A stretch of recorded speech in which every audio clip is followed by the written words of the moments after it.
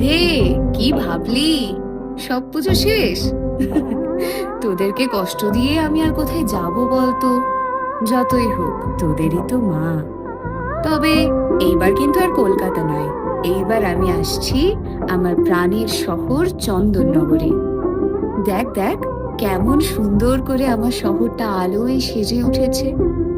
কিন্তু আমার সিংহটা কোথায় গেল বলতো? এই তো মা, আমি চলে এসেছি চোখে লেন্স লাগিয়ে। বলো তো কেমন লাগছে আমায়?